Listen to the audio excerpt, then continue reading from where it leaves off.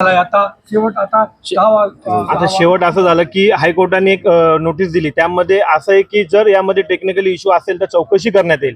त्यासाठी विद्यार्थ्यांची अशी मागणी आहे की ज्या या सोरनेट जी एजन्सी होती तिने ह्या ठिकाणी एक्झाम घेतली, त्या एजन्सीचा जो इन्चार्ज असेल त्याने असं लिहून द्यावं की या ठिकाणी टेक्निकली इश्यू होता, अशी एक शेवटची मागणी विद्यार्थ्यांनी केलेली आहे।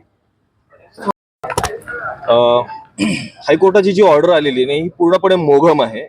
ह्या ऑर्डरमध्ये कुठेही विद्यार्थ्यांच्या बाजूने निर्णय दिलेला नाहीये आणि त्याच्यामुळे विद्यार्थी पूर्णपणे संभ्रमात आहेत। कुठेतरी स्ट्रेट अवे जर यांनी क्लिअर ऑर्डर जर दिली तर निश्चितपणे विद्यार्थी इथून आंदोलनातून उठू शकतात।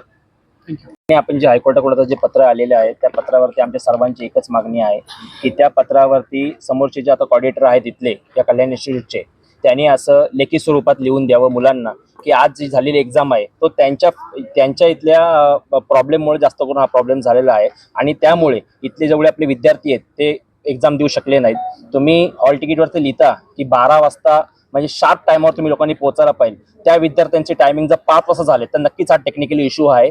आणि हायकोर्टातून जे पत्र आता आले त्याच्यामध्ये जर तरची गोष्ट आहे, जर टेक्निकली विषय असेल तर आम्ही पुढे याचा विचार करू। तर त्याच्या आधी इथल्या टेक्निशियननी हा पहिला विचार संबंधित तिथे पत्र हे पाठवलं पाहिजे, इथल्या प्रॉब्लेममुळे या विद्यार्थ्यांचं नुकसान झालं आहे, त्यावेळेला हे सगळे माघार घेण्यास तयार आहे। पक्ष म्हणून तुमची आता काय भूमिका आहे? मी शरद पवार गटाचा राष्ट्रवादी अध्यक्ष आहे विधानसभेचा, स्वप्नील अशोक रोकडे।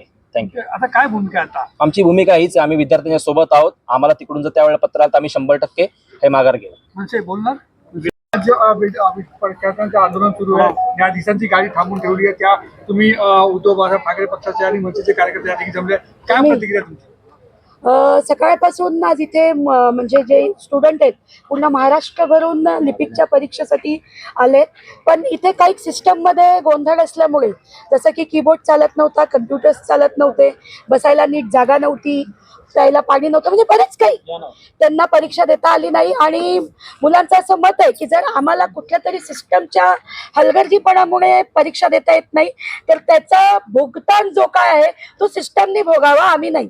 तर त्याची दखल सध्या आत्ताच हायकोर्टाने घेतली की आम्ही त्याची चौकशी करू। औरंगाबाद आणि कल्याणमध्ये जी घटना घडली, म्हणजे जी काही कम्प्युटरमध्ये इश्यूज क्रिएट झाले ते त्याच्यात आम्ही सगळी दखल घेऊ, म्हणजे बघू आणि त्यानंतर ठरवू की तिथे काय घडलंय की नाही घडलंय। पण ते इथे बसलेले स्टुडंट्स यांना मान्य नाही, त्यांचं मत असं आहे की इथे असणारा जो सॉरनेट एजन्सी आहे त्याची, सॉरनेट एजन्सीची जी काही हलगर्जीपणा आहे त्याच्यामुळे हे सगळं घडलंय, तर ह्याची सगळी जबाबदारी सॉरनेट कंपनीने घ्यावी आणि ते सगळे लेखी स्वरूपात द्यावा त्यांना। आणि ही परीक्षा झाली नाही स्टुडंटच्या बाजूने त्यांनी लेखी स्वरूपात त्यांना द्यावं।